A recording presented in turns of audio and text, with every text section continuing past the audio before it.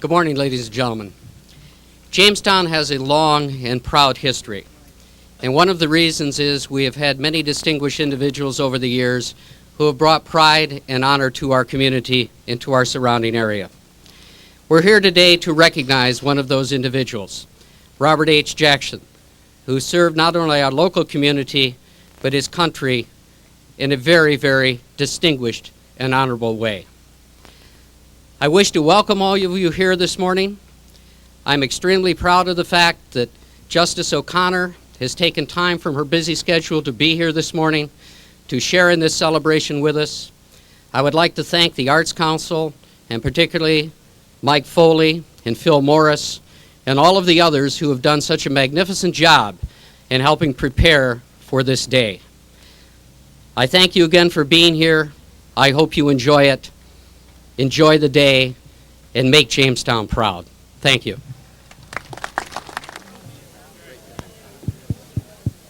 One, two. Boy, we go back to J Club when you were president. I remember those things. So were you destined to be a teacher? Was that something your family? I told my mother when I was 11 years old Okay. that I wanted to be a teacher. Now, I came from the Swedish side of the family. I came from a family of teachers. My mother was, my aunts were. My Aunt Mabel Anderson was principal of Fairmount School, I think the first female, not president, first principal of Fairmount School. But yeah, there's a tradition there. But any day that I get up in the morning, teaching was always my favorite thing to do, no matter what else I've done in my life. I just felt, I don't know, I loved it. I loved the kids. I loved to, try to help them think for themselves, and it was a wonderful experience. So your mother was a teacher? Mother was. What did your dad do? My dad he had a variety of jobs. He quit school to get a job during the Depression in the late 30s. Mm-hmm. He joined the military and then got an honorable medical discharge. He had an ulcer. And I was born in '43, and as soon as I was born, he re-enlisted, went to Officers of Candidate School, and wound up serving in the European theater in World War II. When he came back, he started working on construction and everything, and then he got a job at Crescent Tool. And then through the process of he being an extrovert, I guess, he wound up being a retail sales manager for Crescent Tool Company for years. Ah. And then when he retired from there, he actually was personnel director for over York Merritt, I believe, in Ellicottville, and then at Hope's Windows here in Jamestown before he fully retired. So, life story is I'm the product of a traveling salesman and a farmer's daughter. That's my dad's story too. Is it really? So, Jamestown High School, Jamestown School Systems. Mm-hmm. Where'd you go to your elementary school? Elementary, I went to Willard Street School, Okay. and then my parents built a house in Frewsburg. Okay. They followed my grandparents down there, and I went to junior and senior high in Frewsburg. Then I graduated from University of Albany because it was the only school at that time that had certification for secondary teachers, and I wanted to be a history teacher. And then I came back and got a job under Sheriff Hardenberg at Lincoln Junior High School, and I taught there for 2 years. And then there was an opening at the high school, and I convinced George Keeler, who was the head of the social studies department, that I needed to go to the high school. So he promoted me, or not promoted me, but I filled that opening there. And history was your thing? History was 28 and a half years. Wow. Wonderful experience, wonderful. Had a lot of fun. Just out of curiosity, in having gone to Frewsburg, mm-hmm. was Robert Jackson name, was that a play down there? Well, they named the elementary school after him, where my mother taught. Oh, okay. My sophomore year in high school, she went back to teaching and taught at the Robert Jackson school over there. So yes, people in Frewsburg knew about Robert Jackson. I remember I did some research doing some graduate work on the Nuremberg trials, and he came up often in that experience. So yeah, they know Jackson, they know the name. Oh. They sort of take credit that he was born there. He really wasn't. I think he was born in a small town in Pennsylvania, but there he was. Yeah. Just a quick story. He was born 1892 in Spring Creek Township, which is in Warren County, Pennsylvania, which is a postage stamp. Yeah. And then at age 5 came to Frewsburg. Mm-hmm. And I know he moved there at a young age. Yeah. And like you, a valedictorian, no doubt. Oh, I was not a valedictorian. I made a deal with my parents. I never brought any homework home.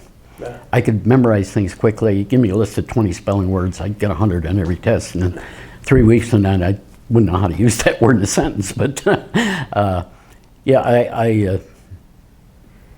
I made the deal that if I made the honor roll, they didn't bug me about bringing homework home. So I fulfilled that, and I was much too much into sports and stuff than worrying about my academic career. I obviously know about your golf prowess, but also, baseball, but that was part of your world too, wasn't it? Played Little League Baseball here in Jamestown. I had rheumatic fever and missed the second half of fourth grade. Okay. And I went from like 72 to 110 pounds. I just sort of puffed out. But they treated it much differently then. I had a hospital bed. I was home. I had a tutor come in fourth grade. So I played Little League. I tried out for Little League when I was 11. I couldn't do it before that. And Bob Gannell was my Little League coach. And I'm sure he taught me all I knew about pitching, but I even started throwing a curveball in Little League. I mean, I pitched all the way through college, actually, and certainly in high school, but in Babe Ruth League and American Legion Ball and all those wonderful things. But baseball was probably my favorite sport, although basketball was a close second. So, yeah. I have recollections of you and your city council friends playing basketball occasionally. You and. Well, when I started teaching at Lincoln, it's Okay. a story. These names you'll probably be familiar with: Don Johnston, Sure. Bobby Schmidt, and Roger Loop. Yep. And I played 2-on-2 with them outside of Lincoln Junior High in that Okay. basket the first couple of years I was there, and followed their careers. Don, of course, went to University of North Carolina, and I became a University of North Carolina fan for a couple of reasons. One, because of Don, and Dean Smith came and spoke at our banquet that year, our sports banquet. And the other was a couple of my teaching colleagues were Dukies. So I love the rivalry in sports. North Carolina Duke, I'm still a North Carolina fan. I mean, I'm a diehard Cleveland Browns fan. I grew up, if you had a TV or somebody had a TV to watch Otto Graham play, I know I'm dating myself here, but it was a lot of fun. Not by much. But it was a lot of fun. So you and Vera Lindquist had a lot of good conversations? Yes, we definitely. Well, Stan was, Lundeen, our former mayor, was a Dookie too. So, every time we met, I'm North Carolina, you're Duke. So you end up teaching, Lincoln, Jamestown High School, history. Was there a particular area of the history Well, that got? I'll take a little credit for this. In 1970, I went to the Board of Education and lobbied them to start the advanced placement program. I was particularly interested in teaching European history, which I did from 1970 until I retired from teaching. And even when I was an administrator, I always scheduled myself for at least one, if not two classes of AP European history. One of them I called the Breakfast Club because as a singleton elective, some of these kids couldn't get in because their schedules were full. So I was there at 7 o'clock in the morning teaching the half a dozen kids that couldn't fit it in their schedule. And then my first period, I taught the other AP class, and then I was free to do administrative works. So yeah, a lot of fun, European history. And I wrote the curriculum for comparative religions and world philosophy, sort of an offshoot of that, which became an elective for a short period of time. But yeah, teaching, I love it. I loved it then, I miss it. I really do. When you're at the villages, just out of curiosity, and they have various courses or speakers, do you glom onto that? The only one I've attended was one of my former AP students, Ron Destro.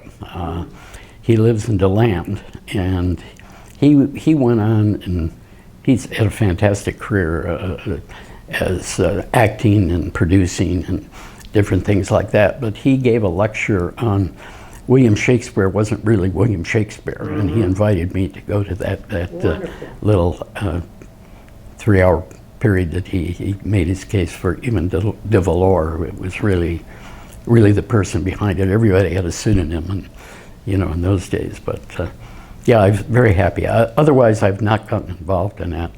I haven't. They have classes down there. If you have an area of expertise, you can go to them and say, I'd like to teach a course about this, that, or the other thing. But no, I have a mantra for retirement. My mantra is I get up every morning, plan to do nothing, and then rest. And so far it's working. Good for you. Well, you never rested while you were here. No, I taught, even working for Kathy Young, till I was 70, and then I finally said, okay, I need to spend more time in Florida, and I couldn't do that up here working for her. So at some point, you're a teacher in the high school, and all of a sudden, is there an aha moment where politics might be part of your world? This is, again, kind of a funny story. Joyce Batitis was the council person in the 4th Ward. Mm-hmm.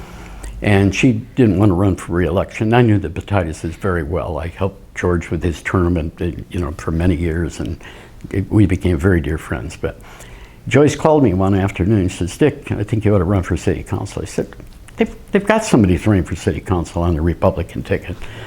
And she said, well, they made a little mistake. When they put the petitions in to get him on the ballot, he lived on the wrong side of the street, so he wasn't eligible. And she said, you really need to give it some consideration. So I was getting ready to go to Albany with my wife and kids. We did that every summer to see her mother. And there was this over the phone, hey, Martha, do you mind if I run for city council? Oh, I guess not. Well, the upshot of that was during that blizzard of 77, the schools were closed and everything, and I heard these stories about people getting reimbursed with food stamps and other programs that they had available if they lost work. So I decided, just for the heck of it, went into Jim McElrath, who was principal, and said, Jim, I missed work when the school was closed here, but more importantly, you had to cancel a high school basketball game. And I ran the clock for the great sum of $8 a game. And I said, I missed work. So will you sign this form? And I missed work. And he's looking at me like, what in heaven's name for?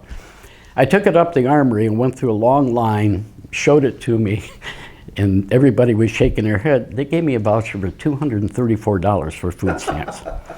I immediately mailed it off to Stan Lundeen, our congressman, and said, this is ridiculous. Yeah. If anything, I deserved $8 worth of food stamps, which was ridiculous. He mailed it back and said, you need to send it to the Secretary of Agriculture. Well, I used that to run for city council that year, and I think the headline of the paper was, this is like killing flies with buckshot. It was a metaphor. And lo and behold, I was the only member of the Republican Party that was elected on the 12-member council. And so I was the lone Republican for several years on the council. I'd always taught my kids that, one of the beauties of democracy is you need to get involved. And if you don't get out and vote, if you don't work for what you believe in, you have no one to blame about the results. You need to take responsibility. So I sort of had to preach what I taught. But I was the only Republican for a few years there, and 16 years on the council, and then they convinced me to run for mayor. So as the sole ranger on of Republicans, how'd they treat you? Is this an outlier, or did I was very careful to make sure I did my research, because if I opened my mouth, I knew there were 11 council members and a mayor ready to jump down my throat if I misstepped somewhere along the line. So I was very careful about that, but actually they were very courteous. We got into some discussions on the floor every now and then. I particularly enjoyed going head-to-head with Fred Larson when he was on the council. And I complimented. I said, Fred, you're one of the few people that can use a word that has more than 5 letters in and understand what I'm talking about. So, and they were always trying to get me to make a mistake, but no, I had very good experiences with that. Who was the mayor during that time period? I know Steve was. Steve had run for the election to fill Stan Lundeen's term, I believe, in 77. And when I came on in January 1 of 78, Steve was mayor until the General Hospital crisis hit in the early 90s. And then Don Alstrom was there for a couple of years, and then Carolyn Seymour. And after that, I ran for mayor. So there are 3 mayors that I was on council. City Jamestown General Hospital, I was involved in that because we represented WCA. from your side, your angle of it, was that a necessary step to take?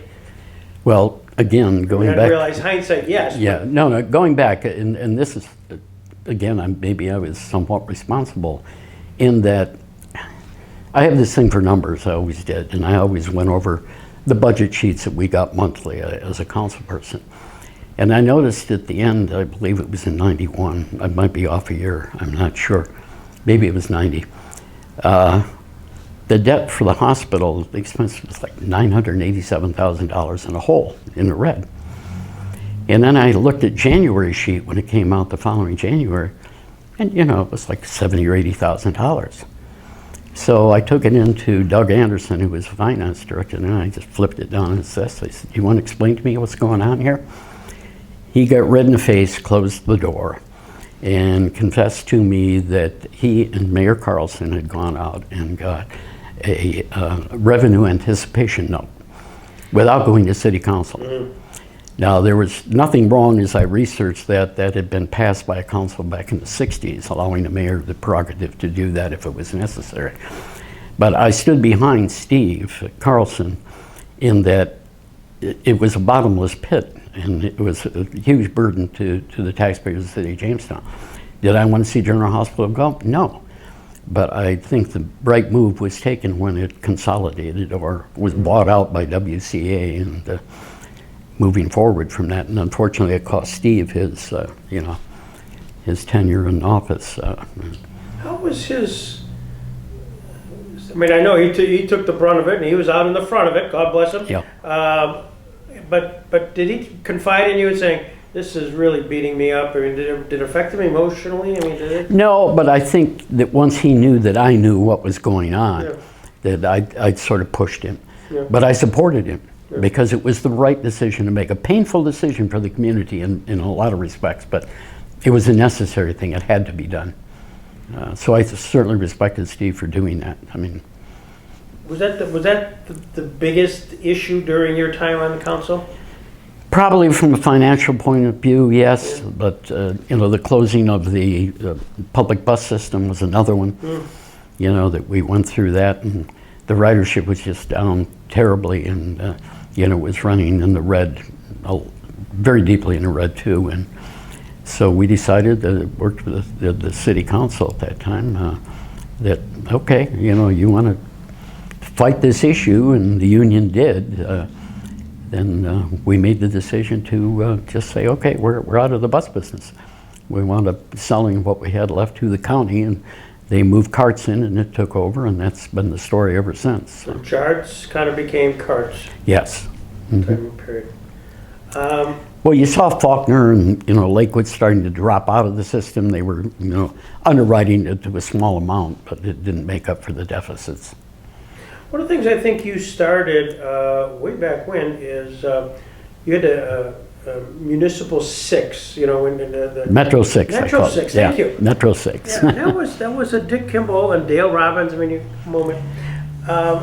And maybe I get ahead of the chronology because that's when you were mayor. So let's go back a little bit to city council. Was there an aha moment where you're on the city council and somebody says, "Hey, Dick, do you want to run for mayor?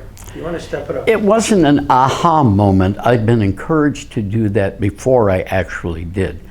I mean, I was very happy. I had a nice position in the school system. I was teaching, but I had my supervisory certificate. I had my superintendent's certificate. So the last 12 years while I was there, I eventually became the head of 7 different departments, and I would fill in for principals on a need basis, etc. But I always taught those 1 or 2 classes of AP European history. Right. I was very happy there. And, I was looking forward maybe to, moving up the ladder a little bit to assistant superintendent or something else down the road. But I got a lot of pressure to run, and I wouldn't do it the first time. And then Don Ahlstrom came in, and they encouraged me to primary him, to run against him in my party, and I wouldn't do that. I stepped aside, and then when Carolyn came in, everybody, not everybody, but a lot of people said, "You've got to run this time." And I did, and in a 3-way race got elected, and then I got re-elected in '96. So Don was the first really Republican to be a mayor in, well, probably since back to Charlie Magnuson days. Yeah, and even in those days, Charlie, I guess, was a Republican, but going back even to the 60s, now they weren't called Republican Democrat. It was different labels. I know Jess Present, who I learned a lot from too, was explaining that to me one time, and different things that went on, which I probably will let stay with him. Not available. It was different type of fundraising. Let's put it that way. So yeah, they didn't have party labels, and then at some point, I think the first party I want to, and I'm testing my memory, but I think Fred Dunn may have been the first. Yes, Democrat. He was 68, maybe, if I'm right around there. Yeah, and that was kind of the beginning of the party politics, and then Don became the first Republican, and Don was elected. He beat Steve. Yes, and that was really that was it was more. You close general hospitals, we're not going to vote for you, type of thing. That's what hit Steve with. Yeah. So Don was the alternative on the ballot, and he got elected. So Don becomes mayor. Was the city council Republican too? Oh no, no. The only time that I can remember was my first term as mayor. We held a. What was it? Well, I also advocated, and it got on the ballot, to reduce the size of the city council from 12 to 9. Right, yeah. And I believe we held a 6-3 or something like that majority. Yeah. And then when I ran for mayor the second time in 95 and for the term starting in 96, it was back around again. The Democrats controlled it. We only had 2 or 3. So Don gets elected, but he's a Republican, really an anti-Steve vote. Right. And a lot of Democratic council people. And was he kind of pressured to kind of keep all the same people in place as far as staffers? And I don't really know if he was pressured about that. He appointed some different people, but he kept some as well. Yeah. But he, I think, sort of got into a difference of opinion on several occasions with Lou Lombardo, who was president of the council. And it was like today in politics. If people just stopped the damn bickering, everything would be a lot better and learn to work together. But that didn't happen in that case either. And I think that's what sort of did Don in. So then Don, did he run again? He ran but lost to Carolyn Seymour. Mm-hmm. Was that the 3-party race thing? Or was that the following year? The following year, when I ran, Jim Tumminia ran on the Democratic line because he defeated Carolyn in a primary. But Carolyn also got on the ballot. They circulated no petitions. So a 3-way race, it never bodes well for an incumbent. It never does. It usually takes votes away from one party or the other. So, what I remember during that time period is I was in the middle of the Jamestown Expos being sold at the 11th hour. Right. And then there was a call to me. It was done on a Saturday right at the end of the season. Got a call from the general counsel of Rich Products saying, you probably don't know this, but your team was sold yesterday to Burlington, Vermont. And we, being Rich, who owned Niagara Falls, right, might be interested, which then led to my call to Sam Teresi, which then led to a meeting in a Monday morning, because this is so vivid, of Dick Kimball, Carolyn Seymour, and Jim Tumminia in the mayor's office with Bob and Mindy Rich. Do you remember that? Yeah, I do. Yeah. I remember Jim Fanning, who was with the Montreal Expos before that. Great guy. Yeah. He came down here a couple of times, and I think all of us wanted to keep minor league baseball in Jamestown. And now that things have changed considerably, you don't have that D League that you used to have. It's more the college scene has become the entry level for players. So. But we did. It was good. The Rich family was here and did well. I think we appreciated it anyway in Jamestown for the few years they were here. Well, and they wanted to make sure the 3 of you kind of committed that there would be stadium upgrades, all of that stuff at the time for them to make a decision, which they did. Yes. 4 days later. Yeah. And there was a whole lot going on behind the scenes in Niagara Falls where they, kind of said this to them. So that's. that aspect. So then you're elected for 2 years, and then what made you think, or the Republicans at the time think that? See, I think there were 4 propositions, weren't there, at the ballot about 4-year terms for mayor, 4-year Right. terms for council, term limitation. Well, yeah, but they weren't for council. It was Okay. just, yeah. I had an idea, if I can interrupt you a little bit. Sure. What I wanted to see, and I did write up some legislation, but nobody ever put it through, and I tried again later on, to have a 4-year term for not just the mayor, but also the council at large. And then in 2 years, make it a 4-year term for the ward councilman. So you could have some continuity as well as change. Because coming in, going back to when I was there, first time on council, you need to know what the heck you're doing. And it takes a little while to become acquainted with everything, particularly the budget process and different things like that. But yeah, that never got off the table. But yeah, we did go that first term. It was approved, and we got it down to 9 members, and that's what it is today: 3 at large and 6 wards. Was that a challenge for you? I mean, when all of a sudden just the election, you got a smaller group, or did you find that advantageous, that transition? Well, I didn't really see an awful lot of difference in it. I mean, the ward councilmen always were there to represent the interest of their particular ward. That was their job.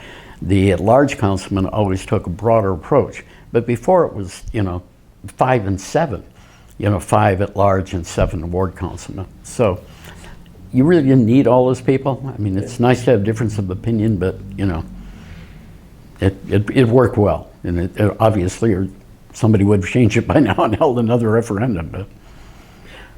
And this is a vague recollection, but I know you won in November of that year, and Carolyn lost. Mm-hmm. She sort of, as I recall, because I knew her somewhat, but sort of disappeared. I mean, Yeah. she sort of say, "Hey, have at it." I can't remember what she did after she did. I mean, literally during the base balance of her term, she just wasn't around much. Yeah, yeah. But she was very helpful with me. I sat down with her and went over, who I was going to appoint to different positions, Yeah. and she gave me her opinion of a couple people, and frankly, that was influential in my decision not to reappoint some people that were already there. Right. And she was very specific why I shouldn't. So, but she was cooperative, a very nice lady. I like Carolyn. One thing I've always connected you with is your corporation counsel, speaking of Rick Sotier. Rick Sotier, Richard Kimball, Yeah. Rick Sotier. What's your relationship with him? How far back did that go? Well, that started when I got elected to city council. Okay. I was over there, I was on my way to the ad building from the high school, and I wandered through City Hall just to, take a look at things. I was about to get on the elevator, and Rick Sotier came down, and I introduced myself, and he was the assistant corporation counsel at the time. And he said, "Oh, hey, come on, I'll show you around." Yeah. See, he was the first person to show me around, okay, where departments are on this floor, that floor, and anything else. So we became very good friends, and he became my golfing partner for many, many years. But the standard joke around from Paul Hoffler, if you remember Paul Hoffler, it said, well, you can't get a job in the Kimball administration unless you have a single-figure handicap on a golf course. But I had Dick Cole, was a finance person, a very dear friend of mine. He's in the Villages now with his wife, as I said. But yeah, we've had some very good times. I helped Rick. He was about a 27 or 28 handicap, and I got him down to a 4 handicap, Really? And well, one of the problems, everybody's golf swing is different. I'm digressing here, but he broke his collarbone when he was quite young, and so he had a lower shoulder coming through the ball and everything, so we had to compensate for that. Otherwise, everything was just a slice from left to right. But he's still a very good player. He can beat me now, and he's got a little more distance off the tee. I'm a little bit older. But yeah, we had some wonderful times. We still do. You brought up Paul Hoffler. When I was just talking to Rich Dixon. I don't know if you remember. No, Rich. Yeah, he worked for the IDA. Still Funniest does. person, And I said, still hey, there. guess what? I'm going to see Dick Kimball. Oh, man, give him my best. And what I remember is Yeah. Paul Hoffler calling over there, because of the radio program. Oh, yeah. So Yeah. He was- clearly you took that in good humor. We have to. And anytime you're in politics, if you lose your sense of humor, you're going to lose it, and that's not a good thing. I mean, he got a couple. One time, I went on. Every spring we'd have a golf trip, and we'd take off 4 or 5 days going down to Myrtle Beach or something. Well, apparently he called home one time, and my youngest son David, said, "Well, yeah, he's out." And so I found that out, and I called him on his show and said, "I hear you were looking for me." The other one, the one I'll never forget, was he heard the Lifestar, whatever it was called at that time, the helicopter take off. He says, "Oh my God," he says, "Kimball must be late for tea time in Conway." That's after one of the presidents, I can't remember, was it Bush? Yeah. Got off the helicopter with his golf clubs at one time. So he had to develop a sense of humor. He went a little overboard at times, but you learn to bite your tongue. Well, did you place him on, did you actually bring him onto the city, there's a planning board or someplace? Why do I envision? No, that? I didn't appoint him to Okay. anything on the city. Maybe that might have been same. Some point he ended up being on a, like, all right, you talk so much about the city, be part of the Yeah. city. Type of thing. Any other Paul Hoffler stories? Because that's... No, I got along with Paul. I played golf with him a couple of times, but we were not close friends by any means, but we tolerated each other. He had a job to do, so I don't befault anybody doing that. He was entertaining, Yeah. for sure. So then you become the first mayor in this history of the Jamestown to have a 4-year term. Correct. And at that time, who did you run against? That second time that I ran was Jeff Nelson. Jeff Nelson, okay. But the first time it was that three-way race with Jiminy and Seymour and myself. But you also did not have a Republican council at that time. No. The first 2 years, the only time I had a Republican council. Was that helpful to you? Yes and no, in that the caucuses we had, sometimes there were very sharp differences of opinion. And I don't know if that boded well for the end product or not, but I remember a couple times it was very difficult just to pass a budget because somebody wanted to cut this or cut that, wanted to get their name in the paper for saying they're doing a good job, blah, blah, blah. And then the second time around, it was more the art of negotiating with them. I mean, even when I left office and I lost that election to Sam, I gave the city council 3 different budgets. And this is what's going to cost in the tax rate and everything else. I could have walked away and said, hey, you guys go ahead and do it. It was still part of my job. I always looked at mayor as just simply being another job. It wasn't something that I really, I can honestly tell you, I never had an ego. I thought that was an important thing. It was something. I was proud of this city. I loved the city. I grew up here. I came back to work here. I was very happy. I tried to develop, like you mentioned a little while ago, the Metro 6 program. And I got, the surrounding supervisors and mayors to sit down, and we met at least once a month. And we went over some things, and we did get some things accomplished. The assessing program, for example, we helped consolidate that more on a county level. We had some very good discussions about police and fire consolidation that eventually hit a roadblock when one of the surrounding townships said, we can't afford to pay you what you're paying the Jamestown police officers. But my goal was to have a metro government, and I had a 10-year plan. Well, I fell 4 years short because I didn't get reelected the second time. But I think it was a good step in the right direction. I see now they're talking about it again, and I'm hoping that they can do that because there's so many economies of scale. And the cooperation, I remember that blizzard we had in 95, 96, I can't remember exactly. I made phone calls to Bust-I and Faulkner and everywhere around, and they brought their trucks in, and we got rid of a lot of snow downtown. It was just bottlenecking everything up. So there were some good discussions, and I'm just sorry it didn't develop more fully than what I had imagined. But I can remember going to a couple of them as attorney for the Village of Faulkner. You know, Abe Madison, you had Tony and Pat Dave. Tyler was out there. Pat Dale Tyler. Robbins was there. Who else? The other one.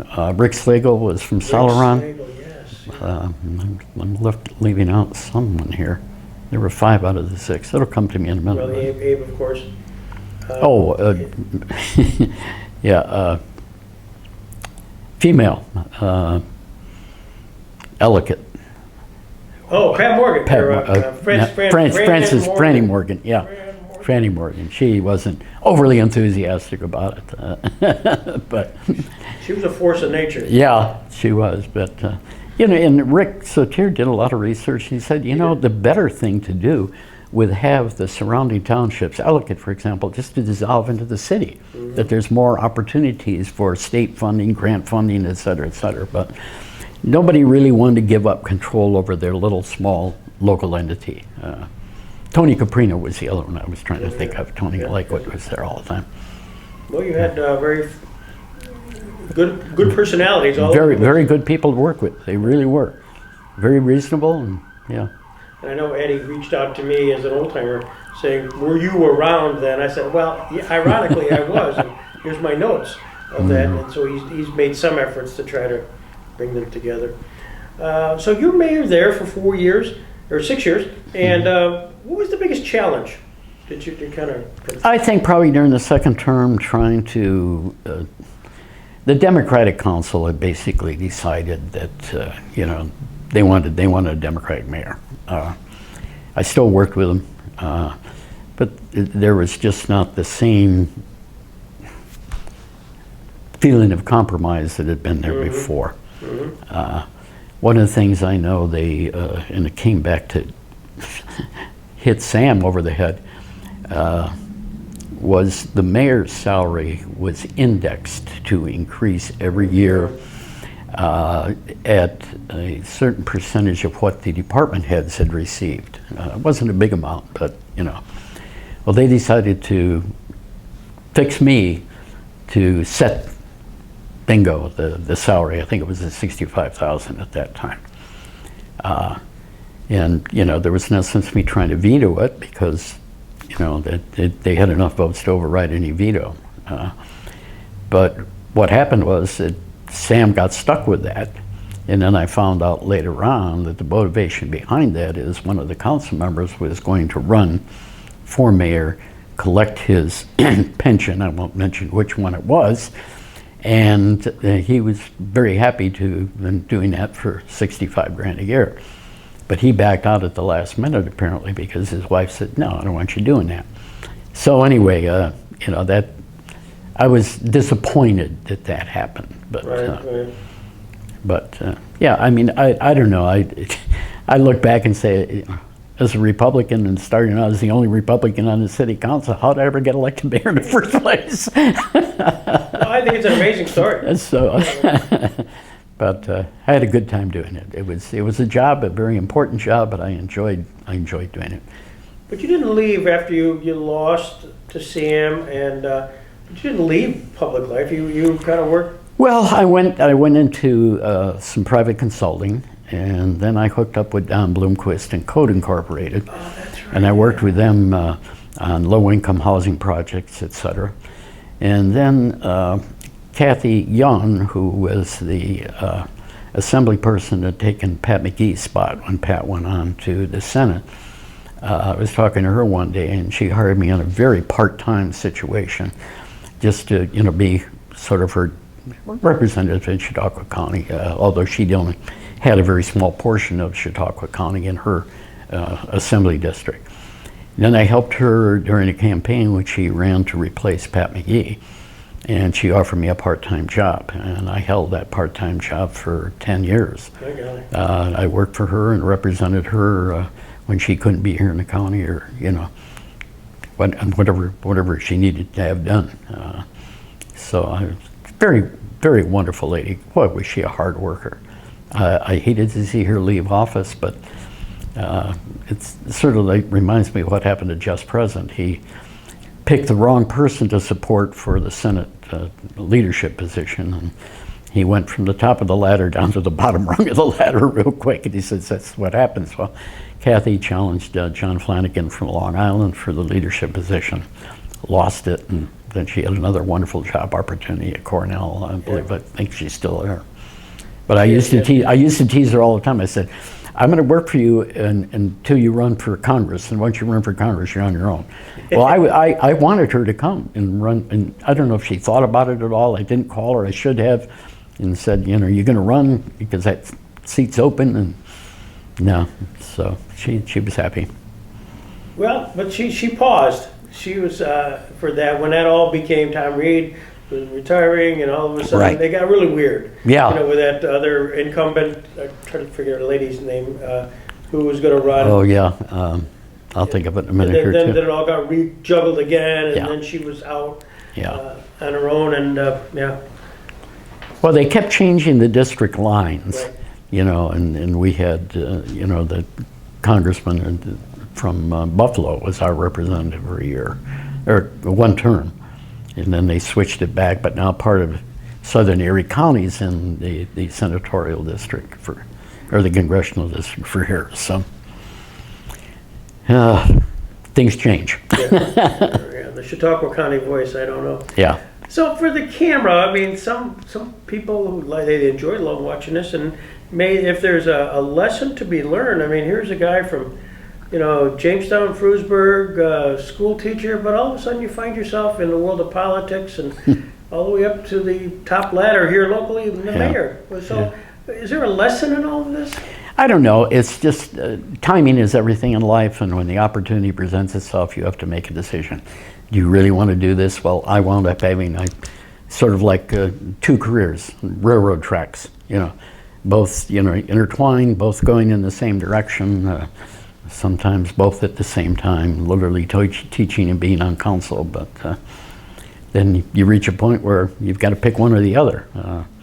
And I seriously thought about not running for a second term, but because, as I said, I love the school system. I'm sabbatical, and I was, you know, could have applied for a sabbatical for 2 years, 2 years more. I would have been allowed to take that with the Board of Education's approval because that was in the contract. But no, decided, okay, I'm committed to this. And that occurred when you became a 4-year mayor? Is that, I mean, when you ran for 4 years? Okay, yeah. Mm-hmm. And, interesting. Yeah, if it's still been a 2-year term, then if I'd lost after that 2 years, I would have gone back in the school system with it, and 2 more years on the sabbatical and continued my career there. But that didn't work, and once you're out, you're out. Nobody's going to hire a 50-some-year-old, you know, educator, administrator, despite the experience, you know, after they've been gone for a couple of years. So at Jamestown High School, you were not only a history professor, but you also, weren't you the golf coach as well? 26 years. 26 years, yeah. I coached the high school team for 26 years. I wound up teaching beginning golf at Jamestown Community College for quite a few years. Yeah, we had some really, really good golf teams. Started with Danny O'Neill. He's the only one that actually made it to the big tour. Yeah, PGA. But that first team I had, I think 6 out of the 7 kids, the starting 7, became pros at one level or another. Roger Loop was there. Well, Dave Young didn't, okay, he was there. So there was 5 out of 7. But Chicky Bello did, he became, and Steve Bancroft did for a short period of time. The only other one that didn't was Jimmy Wallace, and he went to Dartmouth, and I lost track of him. I don't know what happened to him. But we were undefeated that first year, and then we went 21-1 the next year when we started playing the Erie schools. We snapped Cathedral Prep's winning streak at some 60 matches in a row with O'Neill and Loop and Young in that group. But overall, I think we were like 521, 119 or something like that over the 26 years. At one team I had, Russ Dietrich approached me one time, or maybe I approached him and said, you know, if you can get a few buckets of ball together, you know, I'll come down and start teaching golf to these younger kids, junior high kids, at the old municipal Stadium, behind there. We're behind the softball field, hitting the ball up where the dorms are now, up toward the road up there. But that team, Jeff Wallen and Timmy Elbro and some of them, we won 82 straight matches at one point in time, which I think is still a state record, but I'm not sure. I don't know, but I enjoyed teaching golf, and actually I think I always thought I was probably a better teacher, golf coach, instructor than I was a player, although Pretty good. You're pretty well, good. well, people used to, one person, some lady said, well, you know, if you're that good, why don't you go on a pro tour? And I'm going, I said, you know what Ben Hogan said when he was asked, what do you think of Jack Nicklaus's game? No, what did he say? He says, he plays a game with which I'm not familiar. And, I mean, that's Ben Hogan. And now I like to quote Lee Trevino. He was asked when he was on the senior tour, he said, Lee, how do you think you're going to do? And he looked at the guy and says, you know, the older I get, the better I used to be. Now, I was a scratch player for quite a few years, but I never hit the ball that far compared to a Dick Cole or somebody like that. But I had a good time competing. I played in the state amateur, qualified for that one time, and I had a good career. Good career. A lot of club championships and, you know, senior championships. But Where did you play when JHS had a home match? Did you? Moonbrook. Okay. They were very gracious to us, and I'll always be indebted to Moonbrook Country Club. They allowed us to play matches on Monday when the clubhouse was closed. Right. So we'd get up there, play our match. I'd quickly change my clothes, run down to city council meetings. I did that for years, and because they met on Monday night. But yeah, they allowed us to do that. Then we practiced at, well, we practiced starting at the municipal course until that faded away. Then we practiced at Cardinal Hills and Randolph. We practiced at South Hills. And if I needed to fill in a match somewhere along the line, I'd go to Wally Holmes and say, Wally, can we, you know, have the golf team up here for a match with no expense involved? No problem. Wally was very good that way. So. And you were president, or you headed up J Club. You were the advisor to Advisor us, right? for a few years. Yeah, it was good. And I was the president 1 year or so. Yes, you were. Yeah. Greg Peterson, funny story. I remember we had a dinner one night or something, and we had beef on wick. There was about that much left in a big bowl. And you said, here, take it home. We're not going to use it. I remember you giving me half a bowl of beef on wick. Martha was thrilled. She loved it. Well, another thing, we had sponsored a basketball game, and the Buffalo Bills came on, the J Club thing. Yeah. And I thought a big promoter, and the guys came and played, but it was snowed. It was just a terrible turnout. Yeah. And I had to negotiate with those big studs about, because they ever had a sort of a set fee Yeah. to take less than that. Yeah. Because, And they did that and year. they did. They did that year. I remember that. Thank you very much, Greg. It's been fun.